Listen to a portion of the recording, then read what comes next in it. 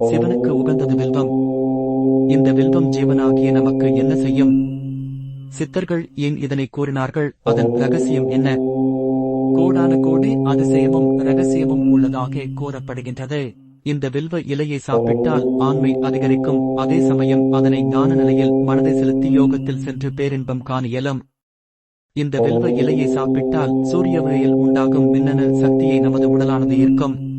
இந்த வில்வ இலையை சாப்பிடடால் மாற்றான் மனதில் நினைப்பதையும் நாம் அறியலாம். என்னவென்று இந்த வில்வ இலையை சாப்பிட்டால் முக்காலத்தையும் உணர்ந்திடலாம். இந்த வில்வ இலையை சாப்பிடும் போது ஒரு வகையான மந்திரத்தினை பயன்படுத்தினால் இறந்த ஆத்மாக்களோடு பேசலாம். இந்த வில்வ மரத்திற்கு பௌர்ணமி என்று பசும்பாலோடு சிறியதாய் பூஜை ஒன்று செய்து இலையை எடுத்து வந்து சிவமந்திரங்கள் கூறி அர்ச்சித்து அதனை தினம் சாப்பிட்டு வந்தால் லோக வசியம் உண்டாகும். இப்படியே மாதம் முழுவதும் சாப்பிட்டால் திதி தேவர்கள் அனைவரும் வசியமாவார்கள் மற்றும் நட்சத்திர தேவதாக்கள் அனைவரும் வசியமாவார்கள். இப்படியாக இன்னும் என நிறையவே உள்ளது.